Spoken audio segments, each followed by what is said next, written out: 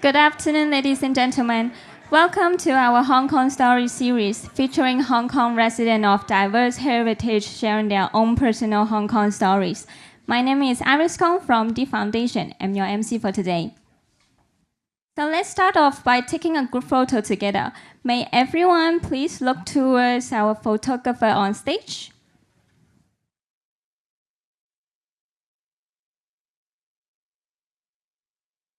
And show your best smiles and can show your thumbs up as well. We will start from the right-hand side. And please look to our photographer. Can show your best biggest of your smile and thumbs up, please. And please hold on the center side. And the right-hand side, smiles. Okay, one more. Thumbs up, smiles. Please hold your post. Okay, thank you, everyone. Okay, and one more to the left-hand side, to our photographer.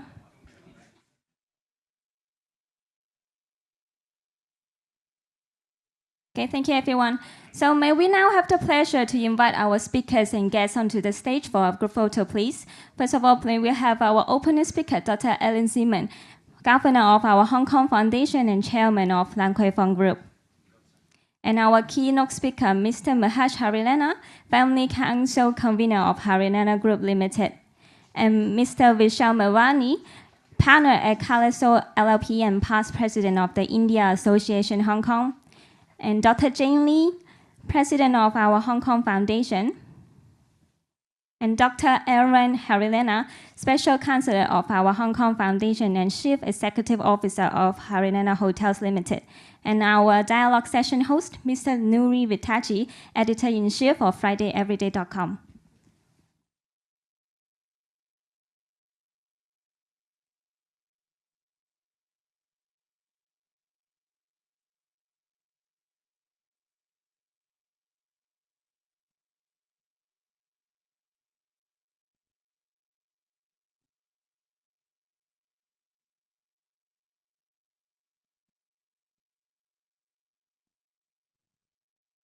Okay, thumbs up.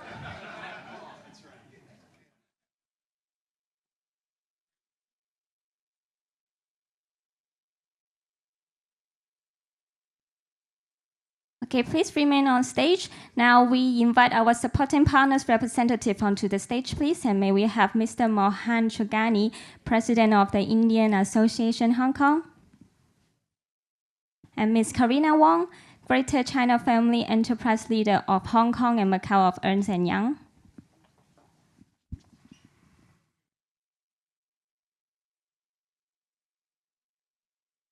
Okay, and one more with thumbs up, please. And show your thumbs up.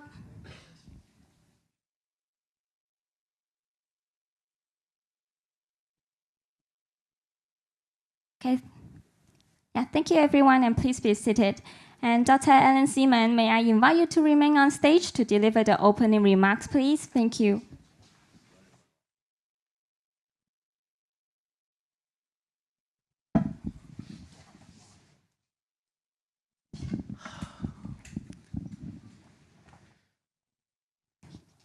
Hold on. Okay.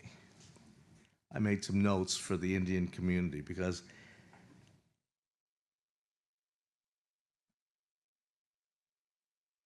there we go.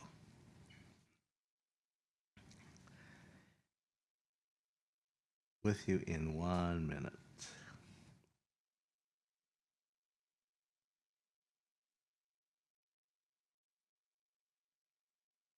Basically, I want to welcome everybody here on behalf of our Hong Kong Foundation.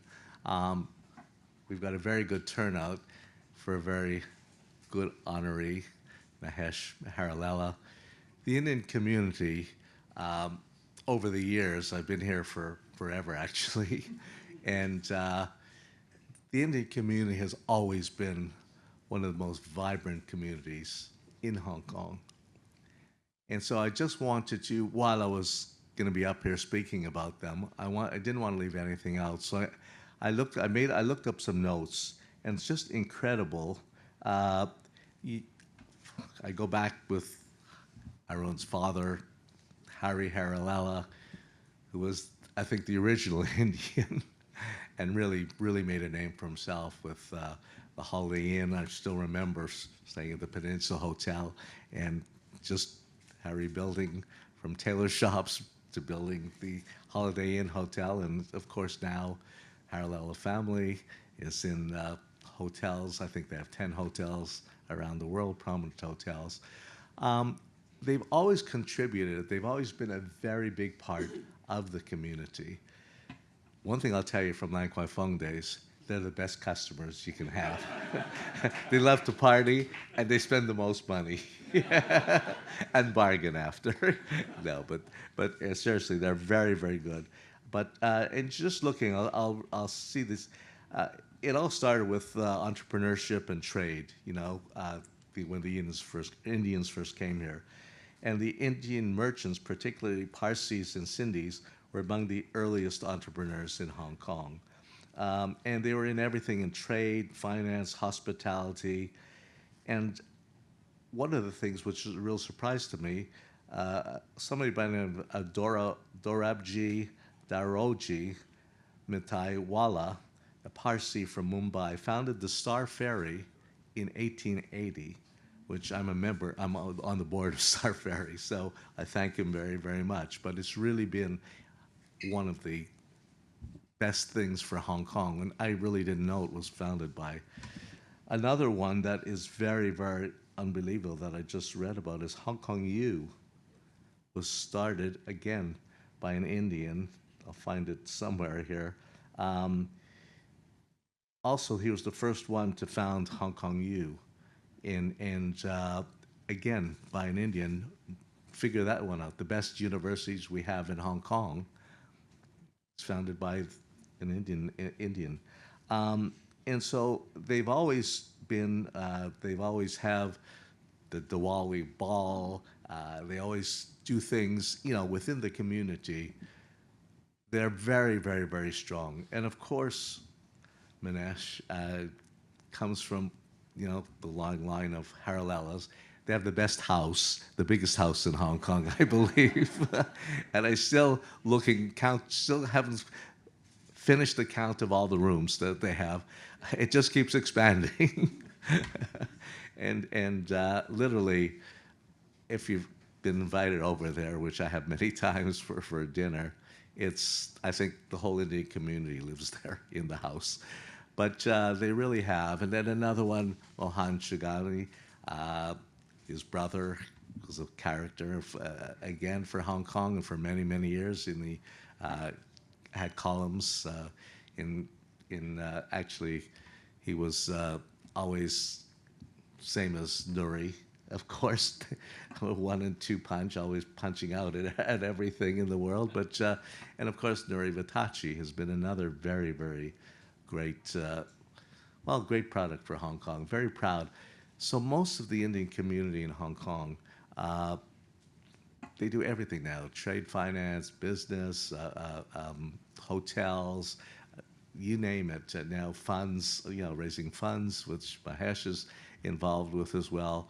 And they all have a dynasty of families, which is really, really something that we can all be very, very proud of. And they assimilate well within the community. Although they stick together, but they still reach out to the rest of Hong Kong. And they're very, very well respected by government. Always, you know, sit with Harry on many, many boards, government boards. And so I'm very proud to say Mahesh has really done a great thing, and he'll be up here and tell you exactly. I don't want to take his speech away from him, but you know, they've got a dynasty. I mean, the Harilela family, you never know. Everyone's a Harilela, I think. Everyone I meet is a Harilela. And so, you know, I've been here 57 years. They've been here longer, I think. And we can be very, very proud of having them as a community. Really, for Hong Kong, they've really added so much to Hong Kong. And that's really something that we can all sit here and really listen to the stories. Every Indian has a story, you know, and most of them were in trading business. You know, I remember many of them at the time, and tailor shops. I mean, you want to get your suits, Sam's tailor. I think Sam is still one of the famous names. I think presidents, American ex-presidents have been out here, had their suits made at Sam. So as I say, I can just keep going on, but I know I only have 8 minutes. So basically, I just want to welcome. I don't want to take your thunder away, Mahesh. So I had a whole thing written about you, but you tell everybody what you've done and who you are, and very pleased to be here and introduce you. So introducing Mahesh to a very great family, and really will be interesting to hear all about you. Thank you. Thank you, Dr. Zeman, for the opening remarks. Then let's welcome Mr. Mahesh Harilela onto the stage to share his interesting story of entrepreneur without borders. Mahesh Harilela, innovation, opportunity, and identity. Mr. Harilela, please. Thank you. I really don't have much more to add. Dr. Allan has told everything about us, our entire family, our upbringing, as well as my party habits. So I think we have to bring Lan Kwai Fong back. So altogether, after this, you're buying, okay? It is an honor, thank you. The Harilela family legacy, building, balancing, and growing forward. To all of you, the governors, as well as advisors for our Hong Kong Foundation, I'm very grateful that you have this event in this venue that's hosted by EY to have the opportunity to share tea time stories. Dr. Jane Lee, Amy Leung, the team at OHKF, thank you very much. Thanks for throwing me under the bus. I appreciate it. But I'm very happy that you could join me. I'd like to introduce my family, if you don't mind. Dr. Allan Harilela, if you don't mind standing up. My brother Vijay and my sister Poonam.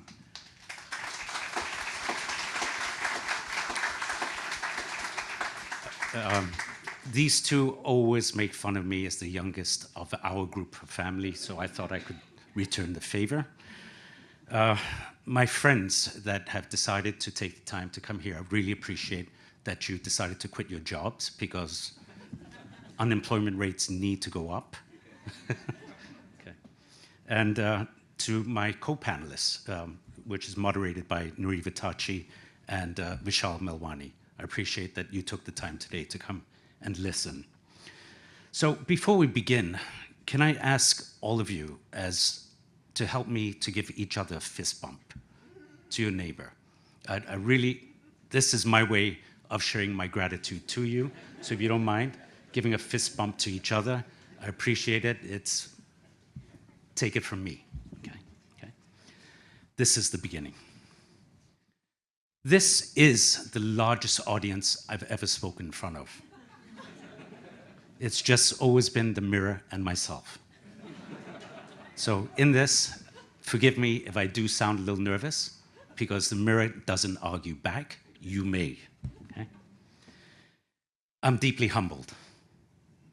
Being here is an honor and a privilege for what Hong Kong needs to stand for, and having representation by our family to come here and speak on behalf of my family to you is a great privilege and honor, so I'm grateful for that.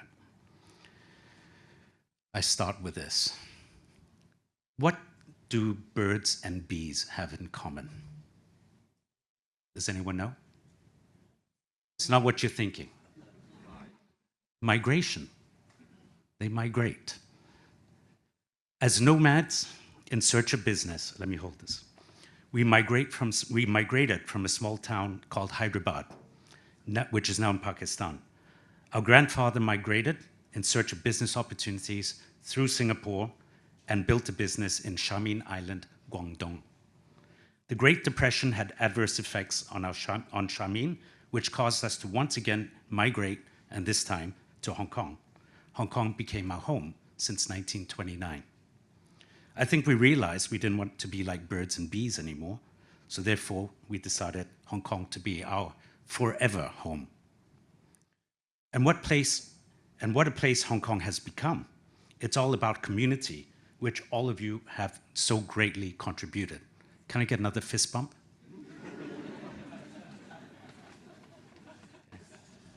It's all about you, okay? To find opportunity and to build wealth in Hong Kong is a phenomenon like no other. But I fear that wealth alone cannot state our value. To which I ask the question, to what metric do we gauge value? Investments, friendship, luxury, property, and all the things that money can demonstrate its availability and capabilities? Or do we look deep into our soul to find meaning? If Allan Zeman did not provide me with LKF, I wouldn't have understood my purpose. The absolute fact. We're all going later. It was to dig deep into the family roots and discover what makes us tick. It starts with purpose. My father's generation lived in a shocking environment, having 8 siblings consisting of 6 boys and 2 girls at a time of war. Thereafter, each married and gave birth to families ranging from 2 to 7 children per family pillar. There, the reproductive capabilities seemed to have a mind of its own, to give us a calculus-driven model on exponential possibilities, resulting in now having 165 family members. Yes, I needed that. Sometimes I wish our business modeling could give us that hockey stick curve. Surely a mouthful, but more importantly now, with many more mouths to feed. Our Uncle Harry had an epiphany. How do we keep the family together? What business can we do that not only sustains this family, but gives the future generation a feeling of purpose? Build a house we can call home. United, we must stand. Develop a business with a giant leap of faith and commitment to enshrine our cornerstone activity. Sustainability will lead to long-range strategic growth and maintain unity. Hotels became his answer. His relentless pursuit and promise made to the owner of the American Holiday Inn brand, allowing us to represent them to building the first luxury product in Asia. He wrestled one of Hong Kong's most furious, devastating typhoons to prove that this was our calling. He was beaten by his co-investors and wanted out, to which the siblings banded together by selling their personal belongings to pay back the investors, giving birth to the Holiday Inn Golden Mile, to be built as our flagship based in Hong Kong. This is legendary. This is what legacy is all about, to be determined and with purpose.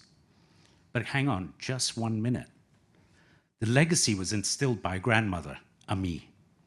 She single-handedly fed the 8 children during times of war. She shared her limited resources with a community that came for help. She gifted funds and food to our servicemen so that their children could afford school. On her passing, she was given a police and fire brigade escort through the newly opened Cross Harbour Tunnel to the crematorium. She was a legend. Our anchor of faith and goodwill, our embedded understanding of the truth in philanthropy. She reminded us that bending one stick may break it, whereas when you bind 6 sticks together, the bond becomes stronger. Her point was to align our hearts to beat as one and to send with commission. Now, we, the next generation, and off the backs of the first generation, hard work, to take the opportunity to leapfrog with the Harry Hotels brand. It is our duty to ensure that this legacy continues in our capacity as guardians of our galaxy.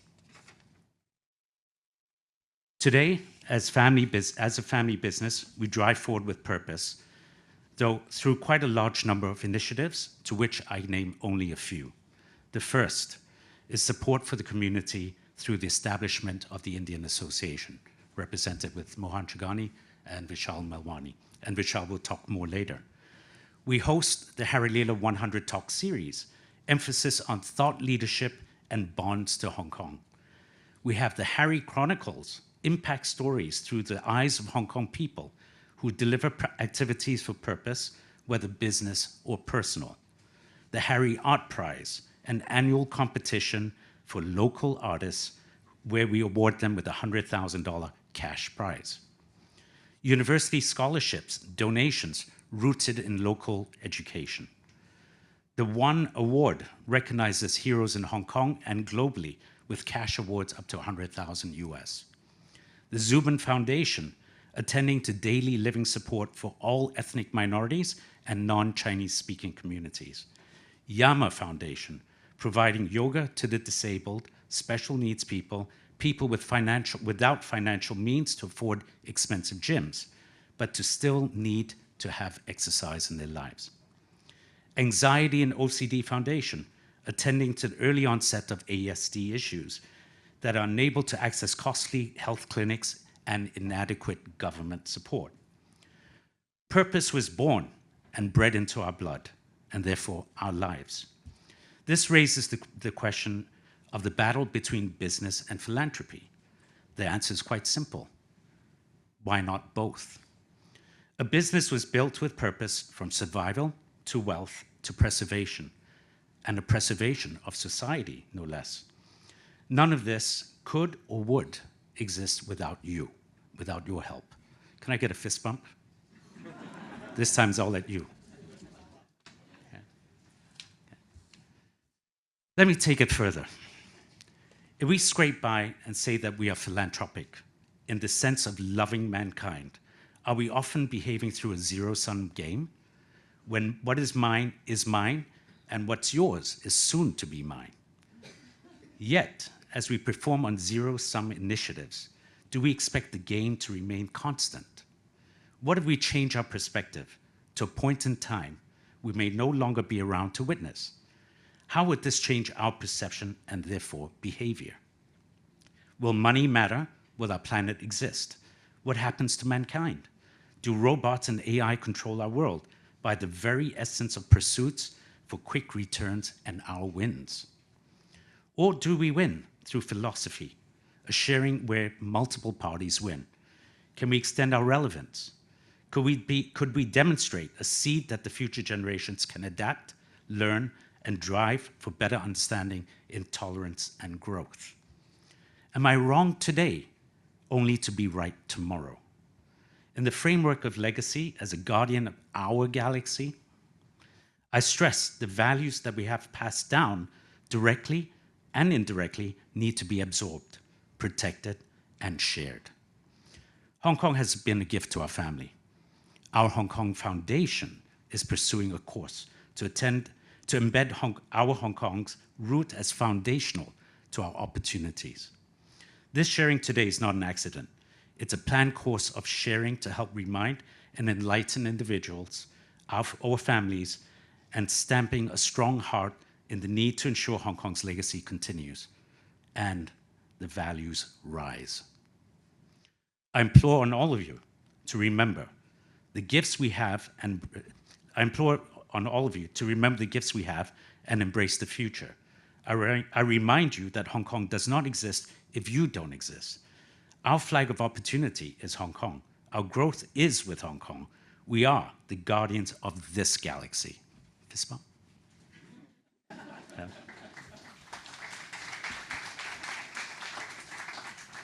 My time is almost up. Okay. I leave you with this story. In November 1975, the Holiday Inn Golden Mile was set to open. Harry's dream, my uncle, our uncle, his father, was realized after a decade of struggle. On that very day, his mother, my grandmother, Ami, passed away. Faced with a choice, attend the opening or honor a family, Harry chose family. Staying with his siblings to mourn, he sent his 4-year-old son, Aaron. He's not 4 anymore, by the way. He's the chair of our company, by the way. Represented him at the ceremony, symbolizing the next generation's role in legacy. Our family ethos, family first, legacy always. Our family doesn't pass down a fortune. We pass down a compass. Our compass rooted in family unity and purposeful giving. Ladies and gentlemen, my friends, don't laugh. Thank you for your time and patience today. I leave you with this. Your legacy isn't what you leave for people. It's what you leave in them. So consider what seeds you will plant. Thank you very much, everybody. Thank you, Mr. Harilela. Please return to your seats briefly while we prepare for the next section. It was insightful to learn about Mr. Mahesh Harilela's journey in Hong Kong. He is an entrepreneur and philanthropist, well respected within the vibrant business community of Hong Kong. Mr. Mahesh's insights and action have had a profound impact on Harilela Group's operation and strategic direction.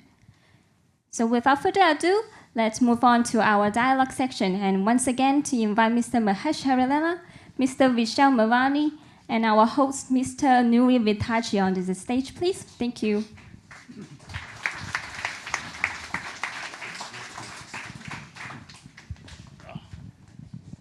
Hello.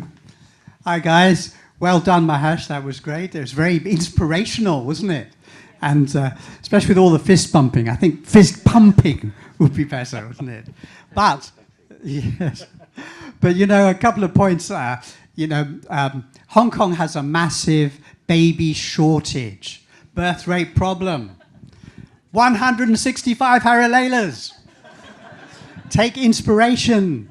Don't think, I'm going to have 2 kids, I'm going to have 3 kids. 165. To solve the problem right there.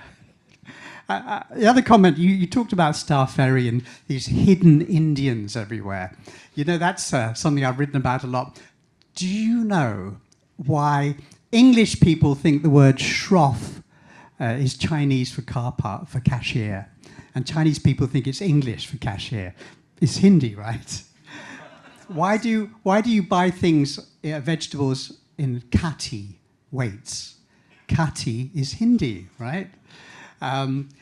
English people think congee is the Chinese word for rice gruel. Chinese people think congee is the English word for rice gruel. Congee is a Hindi word, okay? So there are many examples like that. Pagoda is a Hindi word. The Mandarin is a Hindi word. Why do you buy gold as a tael, T-A-E-L? It's a Hindi word, right? So we're the invisible glue, right? Now we've met Mahesh and you've been introduced beautifully. Vishal, would you like to say a few words to introduce yourself? Absolutely. First of all, thanks to Mahesh for including me in this, or press ganging me into joining him. Like Mahesh and like a lot of Indians in Hong Kong, my story goes back several generations. So my grandfather moved to Hong Kong in 1950, part of the Sindhi community over here. And we're infamous for being traders. In fact, someone in this audience once accused me of being the Italian-sounding Indians because a lot of our surnames end in A-N-I, Melvani, Mabubani, Kriplani. But my story, I guess, starts in Hong Kong. Hong Kong is home because I was born here, I grew up here, and apart from some small amounts of time in the UK and in Canada, I spent my life here, and I quickly realized that, well, winters are warmer in Hong Kong, taxes are lower in Hong Kong, salaries are higher in Hong Kong, and frankly, Hong Kong's the best city in the world to live in. Excellent. Okay, we're going to have a little discussion here, but that's just to warm up the event for you. I can see lots of very, very smart, impressive people in this room. So start thinking of some tough questions for Mahesh and for Vishal. I want to see them squirm with really difficult questions. The game plan. Right. So, Mahesh, I mean, the Harilelas, they're kind of larger than life. People all know about the mysterious Indian family that lives in that big green palace in Kowloon Tong. You know, I mean, what was it like growing up as part of that sort of legend? I can't divulge too much. Iran may fire me tomorrow. But just imagine yourself growing up in 4 walls, which are about 20,000 square feet from end to end. And you have in those 4 walls a swimming pool, a playground, and you have a mini bicycle parking area that you can ride inside the compound. And growing up with, I would say, no less than 20 cousins in that varied range of between 10 years older than you or 10 years younger than you. And you know that growing up there was safe, it was fun. There was always somebody to keep you company. And you just stay away from the bullies until you learn how to bully, and then you reverse the roles on them, right? So it's a great learning curve, great learning experience. But the bond in that development, in that growth environment, is something that's so unique that you can never find, even though as family names exist and live outside in different flats or different houses or different countries. That day-to-day activity together is in the blood. It's in your heart. It's part of your life. And so, you know, we used to have Sunday dinners when Uncle Harry was alive. And then we've done, now we've changed the style and the format because many people have kids as well. So we include them in all the activities and we do brunches. And in those brunches, if there's festive seasons of Easter or Christmas, there's some activity that gets everyone involved. So it's fantastic. Wonderful. Imagine wrapping presents at Christmas for 165 little Harilelas. Wonderful. Can I ask, tell us about the Indian community? I mean, it's there, but it's quiet, but it's actually very important, isn't it? As part of the trading, import-export line in particular. Absolutely. I think business conditions are not quite what they once were, but at one point in time, there was a statistic where Indians in Hong Kong, despite their small numbers, controlled, I think, 10% of the imports and exports into Hong Kong. But I think it's all been said before. Indians have been very closely connected with Hong Kong's history. If you go to the Museum of Coastal Defense in eastern Hong Kong, you will find, Indian troops were very much involved in the defense of Hong Kong in World War II. There are Indians, as Allan mentioned earlier, in relation to Star Ferry, in relation to Hong Kong U. We've had Indian High Court judges. We have had secretaries, policy secretaries of the government of Indian origin. I'm thinking of the Secretary of Civil Service, Mr. Barma, from immediately before 1997. So I think Hong Kong's history has been intimately tied together with the Indian community. Yeah. Yes, yes. Alan just brought up the police. At one stage, because I wrote a history about this, at one stage, all the police force was Indian, the entire police force. No Chinese, and only the boss was a Guailao. So, yeah. So, I mean, tell us about the legendary patriarch who was, I mean, I know there's a wonderful book about his life, but can you tell us something about him as someone who knew him intimately? Uncle Harry was a no-nonsense person. He could cut through all the fat that you would present, the explanations, and he'll get to the point. He'll let you speak, and he'll say, tell me what's your point. Get to it and tell me. And he'll reply you in the kindest, nicest way.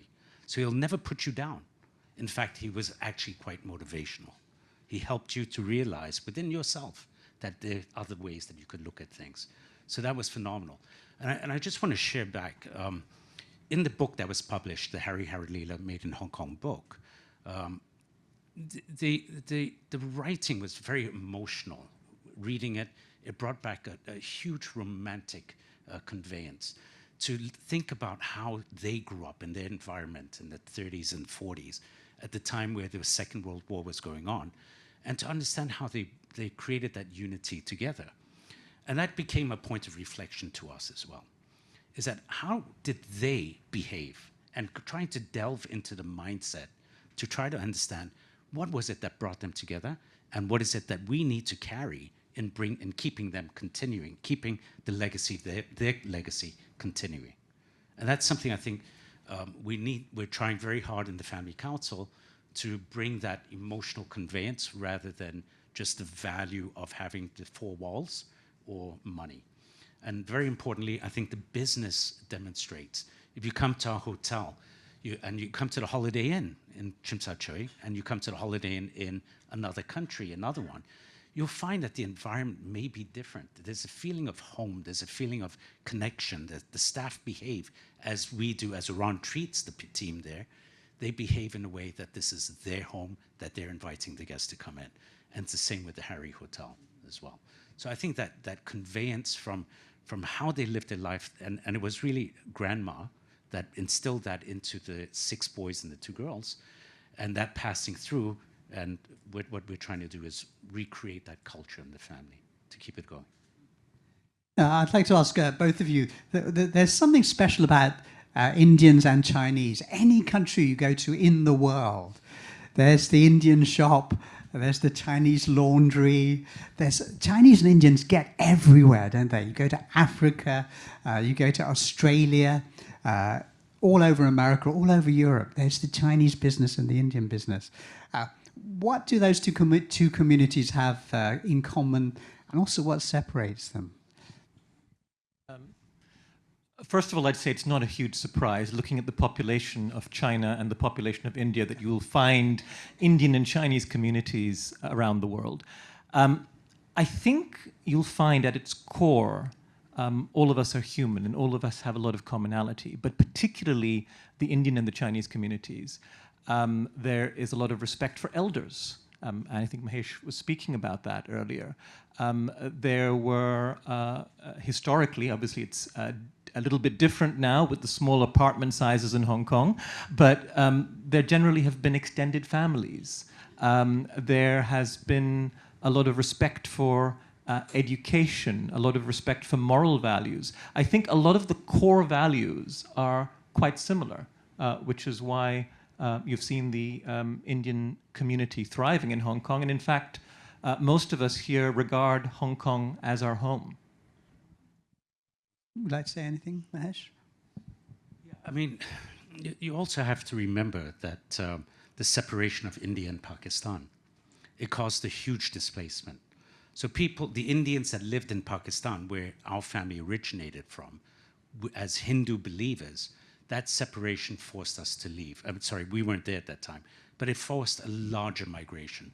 And the migration left people leaving to Europe, some to Africa, and some to Asia. And prior to that, if you recall that the British occupation of India created these trade links. And the trade links as merchants allowed for the Indians to become mobile. And in that mobility, through the promise of wealth, they traveled to different areas. And it was really through a lot with the British route as well. Okay, can we open up to the floor? Has anybody got a question? Yes, lady in the front, and then the gentleman at the back on the right. First of all, thank you so much for thought-provoking discussions. There's a lot I would have also said, especially with regards to the questions you are asking. But my question is, to any one of you can answer, including Dr. Zeman, how do you think entrepreneurship scene has changed over the years in Hong Kong? And what advice would you give to the younger generations, particularly ethnic minorities? What qualities should they have, should they possess, or should they cultivate in order to succeed here? I think we need to break that into 2 parts. Yes, I'm sorry. Yes, right? There's the entrepreneurial aspect, yes, and then there's the ethnic minority. So I'll take the question on entrepreneurial, and he will take the question on Thank you. being that he is one, right? But on this context, yeah, Hong Kong has changed. It's changed a lot in terms of what is an entrepreneurial development. We have our borders in China that are creating faster, cheaper, better. There is speed in China has accelerated while Hong Kong has slowed down. And the rationale of slowing down is from wealth generation to wealth preservation. And that wealth preservation is always looking for the safe bet. And what is that safe bet? Do we have the opportunities where you would have incubators, accelerators, and developers who will sit with you, mentor you, and build your business? Or have they moved to grander opportunities where our neighbors are presenting? So the cost of doing business in Hong Kong has shot up significantly. The rental, the land costs, your labor costs, your transport costs, your availability to network is still significant. We have some of the most intelligent capabilities in Hong Kong. We have the business mindset, we have the development mindset, the universities. We have the people who come together and will share time with you. I think it's not without the will. The issue is the cost of a startup in Hong Kong. It's expensive. So where can you go to start up? Is the CEPA agreement that was originally designed to take away that risk? Or is there something that we can do in Hong Kong, but it needs support? And where's that support come from? And for that, I'm going to point to Dr. Jane Lee.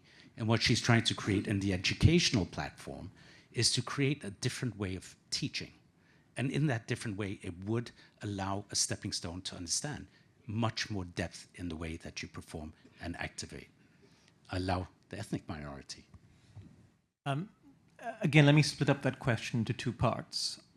First question was about ethnic minorities, and let me talk about ethnic minorities as a term. And secondly, deal with your specific question, which is in relation to what do the young of this community need to do. The reason I wanted to specifically talk about the term ethnic minority is it's quite a controversial term in Hong Kong. And that's in part, I think, because it's seen as a pejorative term, particularly in certain sections of the press associated with crime, for instance. Oh, there was a break-in, there was a burglary, there was a robbery, and an ethnic minority is suspected. So a lot of the community don't like the term. Personally, I'm quite happy to be called an ethnic minority, and let me tell you why. I've made the point, and I'll make it again, that after 3 or 4 generations, most of us see this city as our home. So let's look at the alternatives. We could call ourselves expatriate, but what does expatriate mean? Expatriate means you don't see Hong Kong as home. It means you think somewhere else is home, and after that mythical retirement date, you're going to go off to go home. But for us, Hong Kong is home. So another term that's been used is non-Chinese. Now, I don't know about you, but I don't want to define myself as something as I am not. In fact, I want to see myself as part and parcel of the Hong Kong community. So I don't want to define myself as, being different from the rest of the community. But we do have a branding problem. And I think we do need to rebrand the term ethnic minority so that it doesn't just include those who might be seeking refuge from elsewhere, those who might be less well off, but also successful journalists, fantastic entrepreneurs, even reprobate lawyers like myself. Hopefully we can all consider ourselves covered by that term. Your specific question, however, was in relation to what skills are required. I don't think it takes a rocket scientist to see that the nature of Hong Kong and the nature of Hong Kong's economy has changed. I'm still very much hoping we will be the premier financial center in Asia, maybe the world, but for the moment, a lot of our economy is more northward facing to mainland China. That means not just cultural skills, but also language skills are extremely important. Unfortunately, in colonial days, there was a policy decision taken. And for reasons that are a little bit beyond me, the thinking was, let's teach ethnic minorities French because it's too difficult to teach them Chinese. And of course, French is this really useful language to learn on the south coast of China, which is going to be really helpful to allow the next generation to integrate into the Greater Bay Area and into the rest of mainland China. To its credit, the government after the handover, has really devoted funds to this issue, but we're dealing with some of the colonial legacy. We still have a lot of schools where you may have 80 or 90% of the students coming from a minority background, and that has to change. And we really need a lot of integration at a young age to allow that to happen. And I can tell you it is possible. My own kids are in a bilingual school, and it is possible to learn Chinese. In the same way as if you take a child from Hong Kong or mainland China, you put them in a school in Manhattan, I guarantee you they're going to end up speaking perfect English. Yes, there are issues with the Chinese language in terms of it not being phonetic, in terms of the tones, in terms of the characters, but there's nothing that a young mind can't absorb. And I think for us as a community, but also for Hong Kong, because I think every minority member of the Hong Kong community wants to be a resource. And there's a huge opportunity because we've always been a bridge to the rest of the world. I think the politically correct term now is superconnector.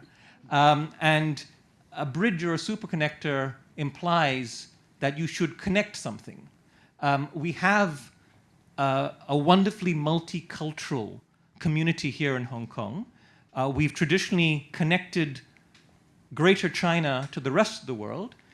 If we don't teach those from different cultural origins Chinese, I think we're missing a trick. Think about all of the business and professional opportunities that could flow.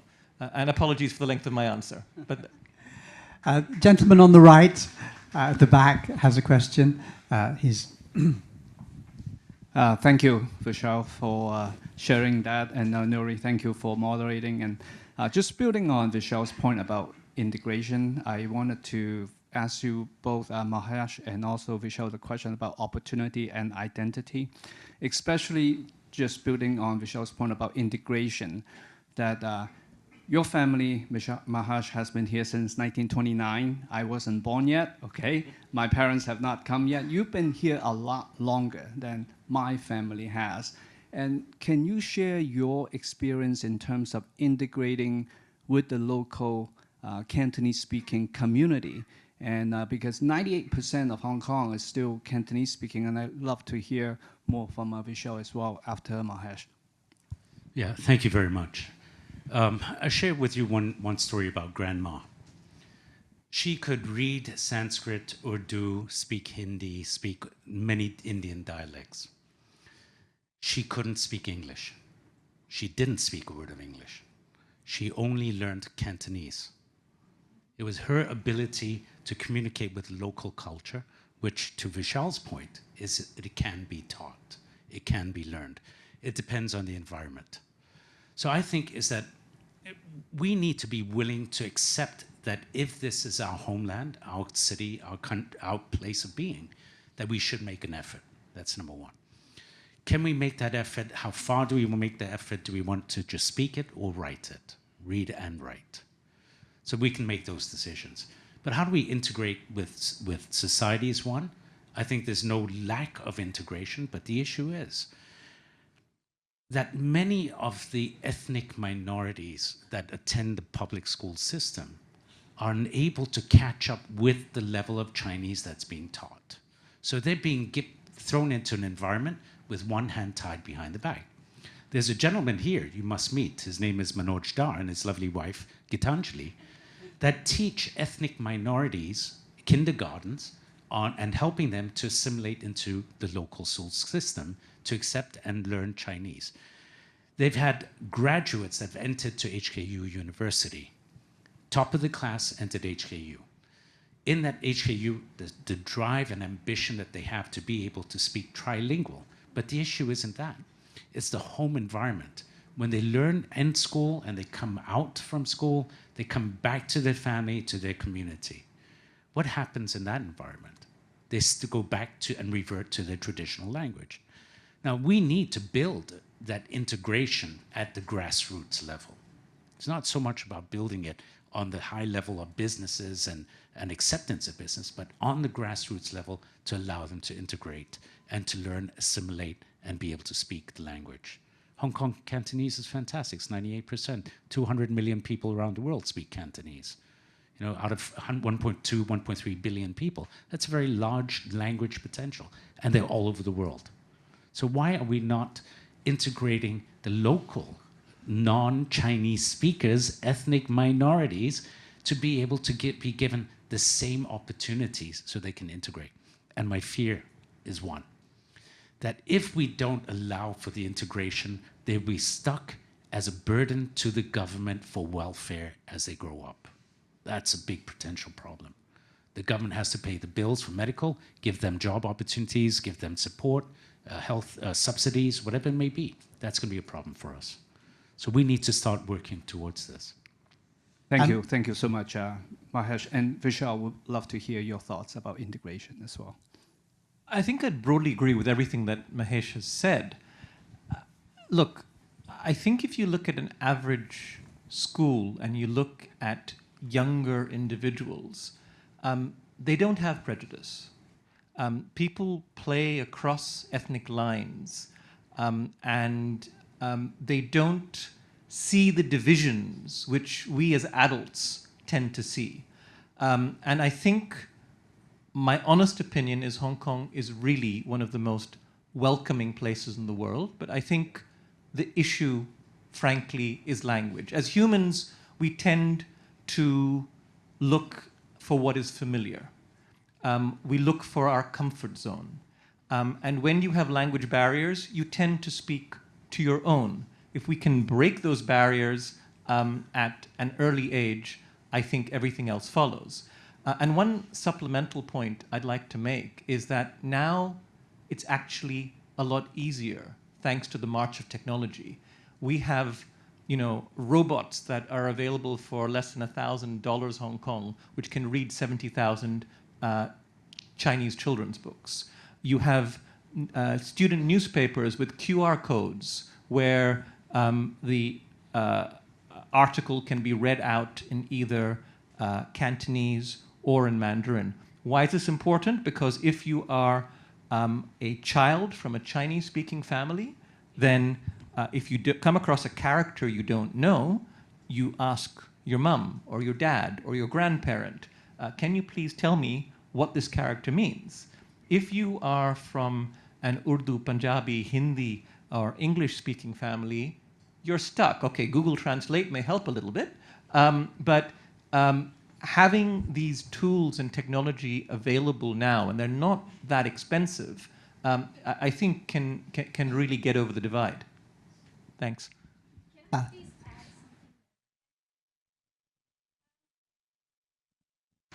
sorry, but I can't stop myself. The thing is, so I'm very, very sorry.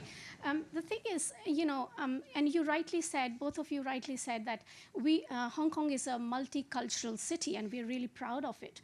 But my problem is, every time we talk about ethnic minorities, why are we always talking about South Asians? Why do we presume that ethnic minorities only mean South Asians, and then we start talking about discrimination and so on and so forth? I think we need to change this narrative. When we're talking about ethnic minorities, we're talking about a lot of people now from Belt and Road countries are calling Hong Kong home, and it's happening quite rapidly.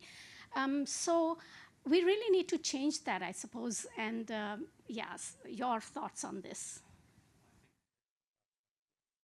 I can see beads of sweat. No, I had one question, but based on what Vishal just said, I have an additional question.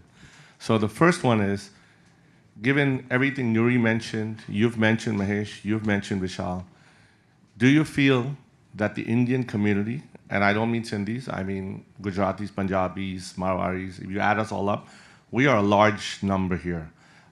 With no disrespect to some of the South Asian communities who come here and work in our homes and do a lot for us, I think we are the largest, if you want to say minority or group, that's a business community. So we have a lot of weight in the economy. Do you think we are underappreciated and under-celebrated and under-recognized? Because a lot of things you've mentioned are, I don't think or believe that many people here would really have known? And what can the government do to recognize us more for our past and continued contribution? And the second part is, to Vishal specifically, you use the word integration.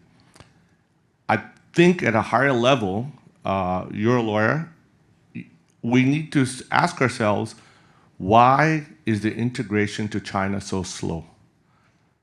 Is it the past education system of French, or is it actually the tycoons here?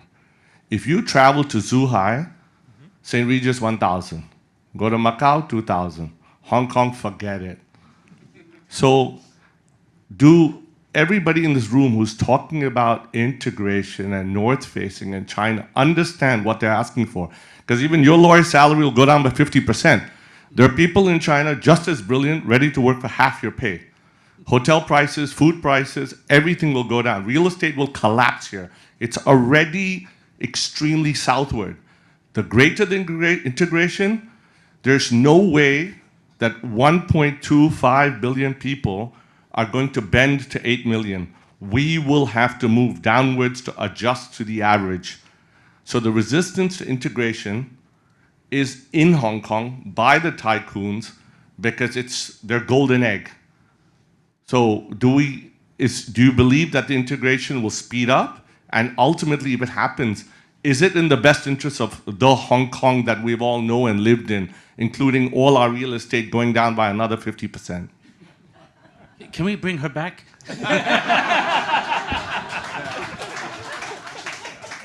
Yeah, your questions were That was easier. an easy question. You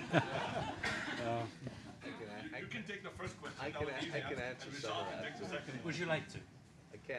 Yeah. Can we pass Dr. Allen? Oh, please. Microphone. Oh my God. Well, you bring up some questions that are very dear to, Stand up. Okay. You bring up some questions that are really dear to, I mean, not just my heart, but everybody's heart in Hong Kong. And basically, in one of your questions as well, about the future of Hong Kong and entrepreneurship and where young people can go and whatever. Unfortunately, we'll hit the property market first. The biggest problem we have, obviously, is because of the peg, which we've been pegged to the US dollar for 43 years right now, it's really caused a problem because the US today is not the US of 43 years ago. We have a brilliant president called Donald Trump, which the world unfortunately has to live with. It's only been there 4.5 months, but it seems like 10 years right now. Every day is a new ballgame. So the problem is, because China, because we're in a geopolitical problem at the moment, you have a problem that China is lowering their renminbi. We were opening the GBA, which unfortunately the government, China and the government, has not really addressed. We talked GBA, 86 million people, and all things like that, but and a huge GDP. The problem is that people every weekend, 250,000 people go to Shenzhen, go to Guangzhou. We see all the shops closed now, and because it is 30–40% cheaper, Zhuhai, Shenzhen, everywhere. And I'm in China every other week, and I can tell you, China is on steroids. And one of the answers for your question is for entrepreneurship. The problem that Hong Kong faces at the moment, because technology is the future. The buzzword on everybody's mind is AI, AI, AI. That's all you hear about at the moment. And even Bill Gates the other day was saying that in 10 years, we'll only have 2-day work weeks because AI will take over all businesses, unfortunately. But this is something that we fell behind because in China, everyone uses Alipay and WeChat Pay. Everything, you need this. This is your life in China. In Hong Kong, we're still using Octopus and credit cards, American Express and Visa and MasterCard. And so we fell way behind because the so-called tycoons were all busy with property, and it was property. We really fell behind on technology. China is now pushing Hong Kong, the northern metropolis, which is, I hope there's no press in here, It's probably the only there is. Probably, I don't consider him to be press. It's the only good thing that Carrie Lam did during her tenure, actually. She came up with Northern Metropolis, and well, there's a story behind it. But in any case, so we're now moving ahead very, very quickly because China knows we're far behind on technology. The reason China is now almost beating US is because they've changed everybody's into technology, chips, semiconductors, everything. And our young people need to step up to that, including Indian community. To me, everybody's the same in Hong Kong. You know, I've got a Western face, but a yellow heart, you know? And it's true. And I have a Chinese passport, which I did in 2008 because I believed that was the right thing to do. And so, honestly, I do believe Hong Kong has a future. China cannot let Hong Kong fail. One country, two systems. They need the one country, two systems. We're the, again, super connector between the West and the East and the West. And Hong Kong will always be there. We're 7.5 million people. China does not need Hong Kong as another Chinese city. They got 1.4 billion people. They don't need 7.5 million people as a Chinese city. As one country, two systems, they need us very badly. So they will never let us fail. And that's why Xia Baolong is coming here in 3 weeks. You know, he's in charge of the Hong Kong Macau Affairs Office. He's been here last year, also to look at Hong Kong and see where we're at. I'm kind of half government, half private. But I can tell you, going forward, there is always will be a bright future for Hong Kong. There's that star, and what the Indian community has done has really been one of the great communities, and they're not Indian, they're Hong Kong. We're all the same, basically. And that's basically as far as I'm concerned. So those are answers to some of your questions. Have faith. Yeah, I'm going to add to this. It's great. I really need to add to this. Excellent. The systems in Hong Kong, the government, the way the government behaves, there's some bad policies. There's some non-policies. There's some departments that don't make the right decisions or don't sound like a right decision. But this city rebounds every time it hits a brick wall. And it's done that since 1984, in 1987, 1997, 98 AFC, 2003, 2007, and it's always come back. However, this time is the longest time. It's really taken the longest. We had 3 years of COVID when we only had 6 months of COVID-1. We had a financial crisis where Hong Kong came right out of the tunnel very, very quickly. Now, the issue I feel that in Hong Kong is that if we value our returns on a metric of returns on a quarterly basis, Hong Kong doesn't prohibit the movement of money outflow or inflow. It is the 4th largest FX in the world, right? So we can always invest into other places where the markets can grow. But the problem really that's happened here is that we lost faith in ourselves. That's the problem. We can run to Shenzhen, we freak out, and the news talks about people running 300,000 people going to Shenzhen. Shenzhen never was anything, but they learned from Hong Kong, and Hong Kong continues to be the teacher for China, and this will never change. I hope it never changes. But I look at all of you here. We have some of the most incredible intellects that exist in Hong Kong sitting in this very room. We have 7.4 million people, of which we have the GDP. We have 90,000 people involved in banking that's always devising mechanisms to create new wealth opportunities. But we have to not give up. We can't just give up and say, I run to Singapore because, hey, you know, property prices are going up there. Or Singapore is cleaner. Actually, Hong Kong is fantastic. Everything works. Our public transport works. Our education system needs adjustment, but it works, right? And we do have a lot of other policies in this city that when you walk out the street, you feel safe and you feel in an environment where it's engaging and it's trustworthy.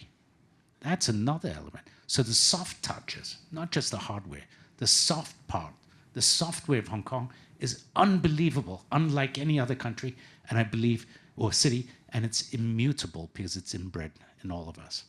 So really within Hong Kong, we have to look deeper.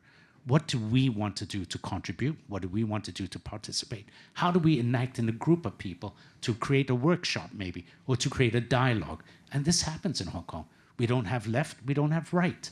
We don't live on ideologies. We complain about our government, we don't get arrested because we say good things about our government that become conducive to growth. And our government listens. If you've had an opportunity to listen, and you can ask Professor Greg Lee on a new program that's taking place, that he's trying to create a new space economy. He's trying to drive a new facet of business development. And we're working together to make this a bedrock of activity contributing 3 to 5% GDP growth in Hong Kong. As a commercial firm. I've got, can I just jump in here? I've got some questions from the journalists at the back. Sorry, Alan, there are journalists in the room. They want to know about family offices. I mean, it's been discovered over the last few years that a lot of the money that flows around is not actually the normal suspects. It's rich Chinese families who need their money managed. Is it the same in the Indian community, the family office tradition? I think, if I could answer that, family offices are a new establishment which provides you with an activity or gift that the government gives you in a tax benefit. So we set up as a family business, we want to venture outside of the family business. You create a family office. It could be as a succession element, that where you have multiple children, you may want to set up an opportunity that they can drive their own ambitions and their own growth. So there are different activities within what is a family office. Now, a family office is a business. It's really purely that. You could ask me how many charities exist in Hong Kong, and I'll tell you there are 10,466, right? How many of them actually create and build opportunities? The art of giving, the art of receiving, and deployment of the funds. So we have to look at all the various facets that a family office, if it generates a return on investment, what do they do with that return on investment? And I had an interesting debate on this last week in Macau. What is money and what is the value of money? Is it the wealth that you can generate, or is it the wealth that you generate for purpose? And these definitions come out through a family office. They never come out in terms of family business. Family business is set it up, maybe we'll go public, maybe we stay private, but we'll invest it for the growth of our business and we'll make our profit and donate to charity. But which charity? So if you talk about philanthropy, maybe the family office actually develops a structure which creates the seed for long-term growth. So family offices are very, very important, I think, in Hong Kong. Yeah. Give other people a chance. Yes, this lady here. No, if I could just... oh, I see, okay. I mean, I think Prakash took you up on your opportunity to, on your invitation, I should say, to make the panelists squirm. So let me try and address this question. I think no society has ever been successful by closing themselves off completely from competition. There are things that I think we as a city can learn from the rest of mainland China, and those have already been mentioned in terms of Alipay and the gleaming skyscrapers and infrastructure that you see north of the border. But we also need to believe in ourselves, and there's a lot that is right about Hong Kong.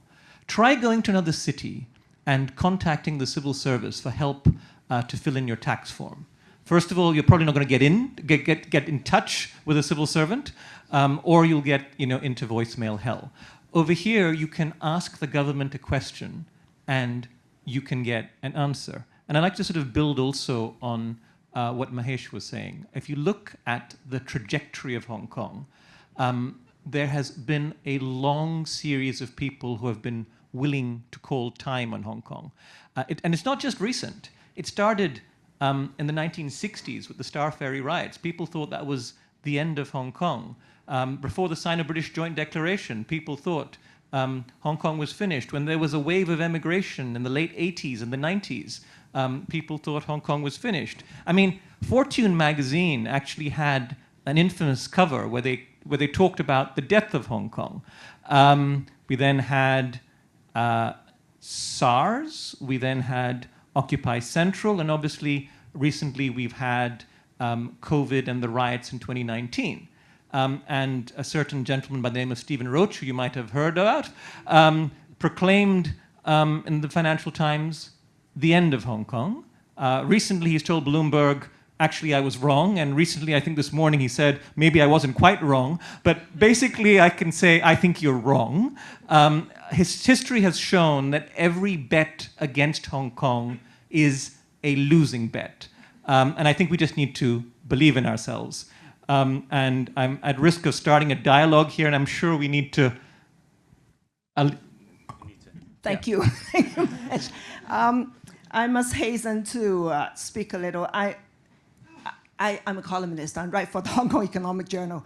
I've been privileged to have been to several of the Harilela 100 events, and every time I came out overwhelmed, very moved, and Mahesh, you're my hero. And you're like a film star. I don't know why. I feel that you're more Hong Kong than any Hong Konger. Your faith, your love for Hong Kong is just amazing, and you sound very sincere. Very, very sincere. And I must say that I have two questions. But before that, one thing is the Harilela brand. A gentleman said, is it underappreciated? And I want to say that one of the wonderful things about the Harilela brand is their humility, their elegance. They are not loud, but we know about them.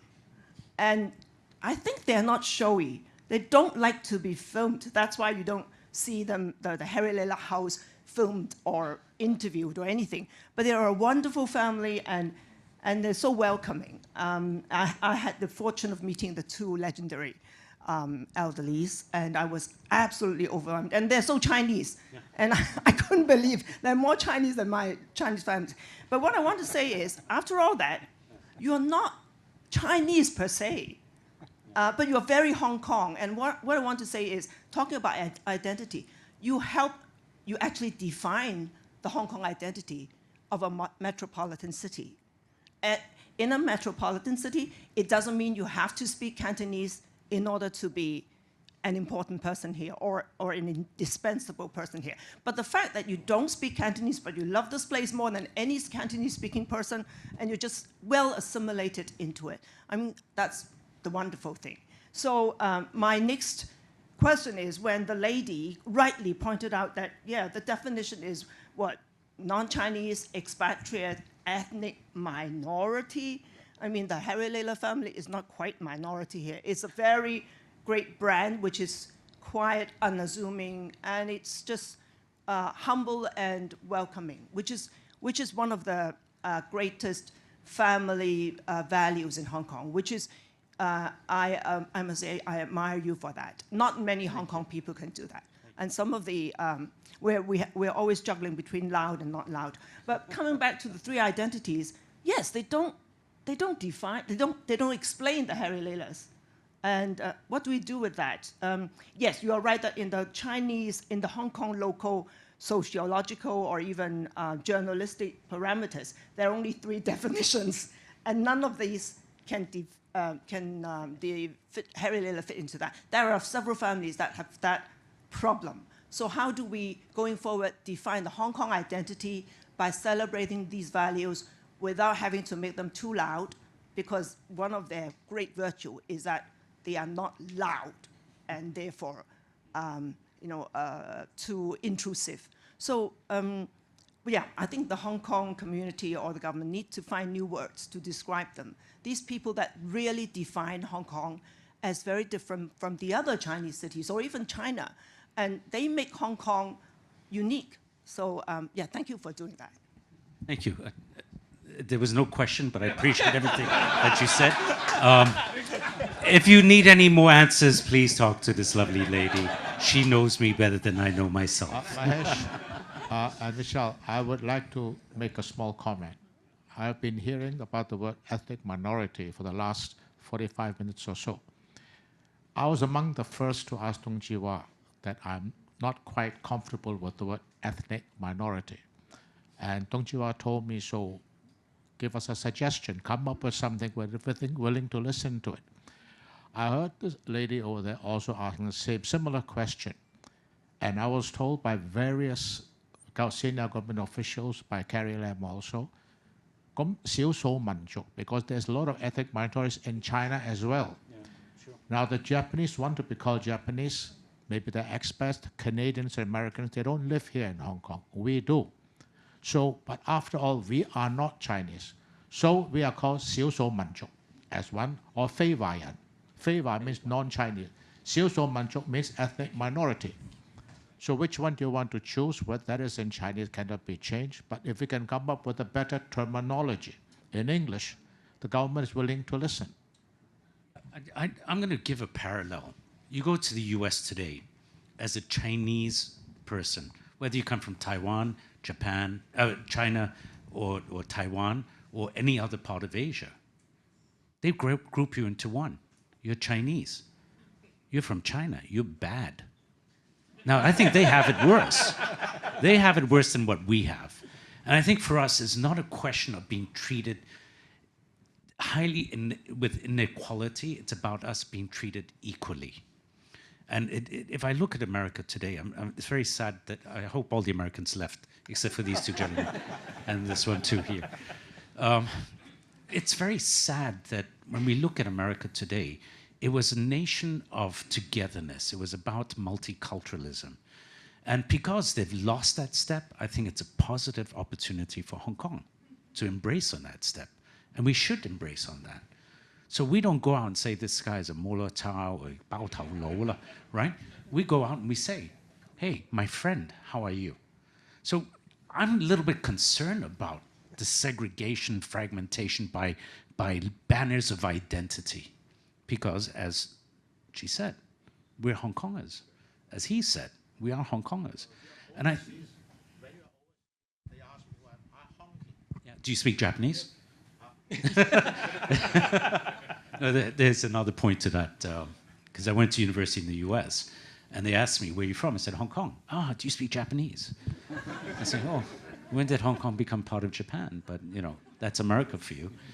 And I come back here, and I listened to a TVB interview where they did a poll on what do you watch on television. And TVB Jade came up as number one, TVB Jade News. Number two was TVB Jade Drama. Number three was View TV Drama. Number four was TVB Plus. Number five, they asked, how about TVB Pearl? Oh, they have to do more multilingual. So I asked, what's multilingual? I said, oh, Japanese and Mandarin. What happened to English? I mean, English is it's a cornerstone of Hong Kong. It's the international language of business. No matter what you do in any part of the world, all contracts are based on the English language, no matter where you go. It's a language of communication globally. So if Hong Kong wants to be that super connector, we've got to be able to speak English. Now, if you look at the language capabilities of English in Hong Kong, it's dropped. And we've got to be able to bring that back. And that then creates that symbolism that Hong Kong in itself is multilingual. And we're multilingual in speaking Chinese in the two formats of Putonghua and Cantonese, and English. And whatever other dialect of language, nationality you come from, we should never forget that. But we take away those barriers, and we will come together stronger. That's what I believe. Okay, I think this gentleman has been waiting patiently. Okay. Yeah, I do have a question. But before that, it's a very Chinese culture to talk about a person who is not here. So first, I would like to talk about Dr. Allan Harilela. I started as a minor corner shop man in Hong Kong, which this is a business occupied by Indians in the UK.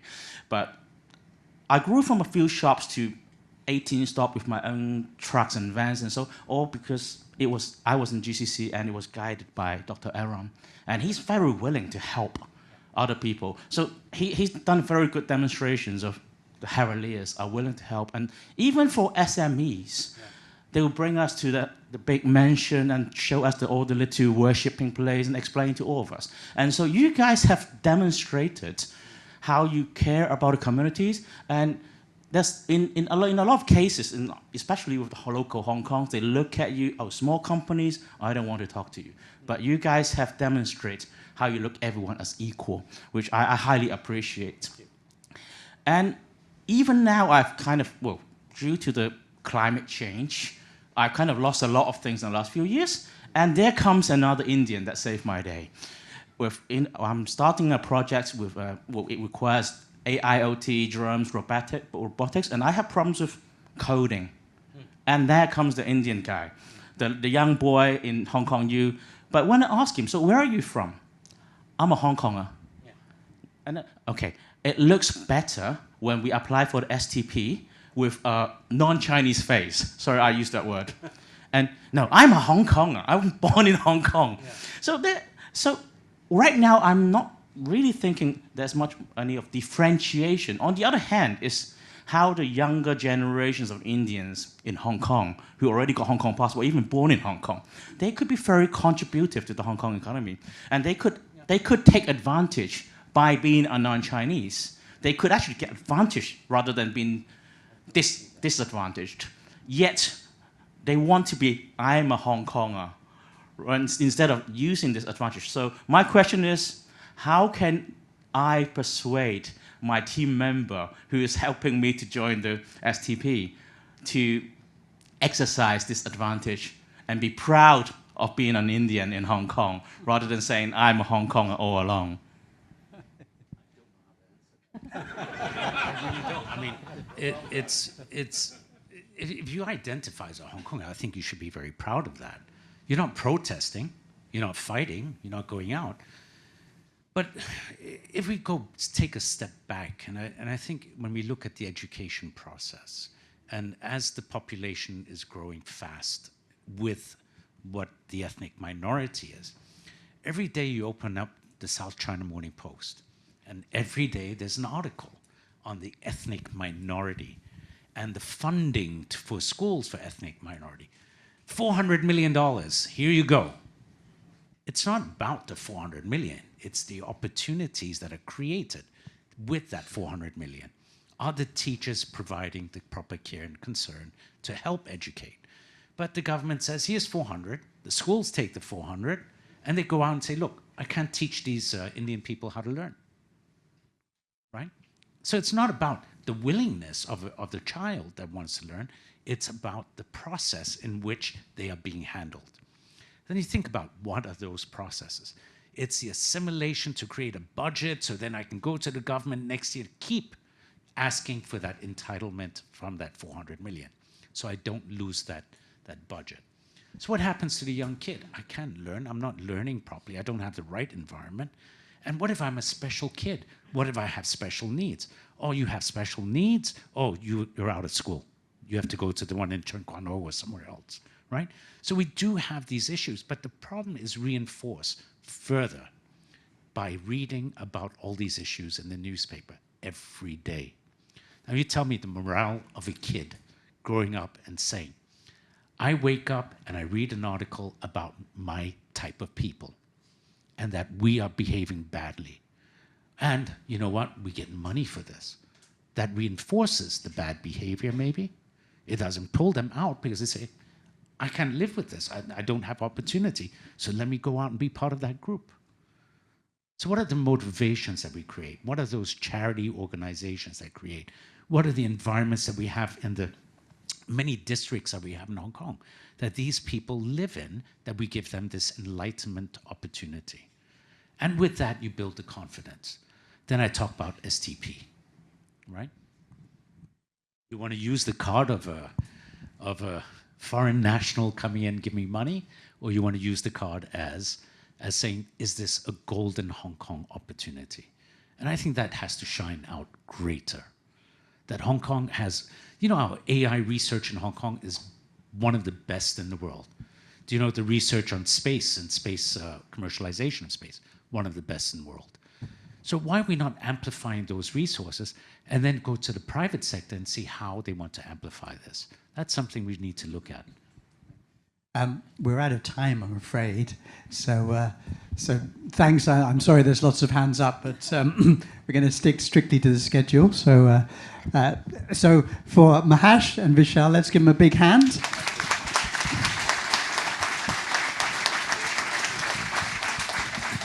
And I'm going to hand back to Iris. Okay. A big thank you to Mr. Mahesh Harilela and Mr. Melwani and Mr. Vitachi for bringing us such an inspirational and fruitful sharing. You can return to your seats. Thank you.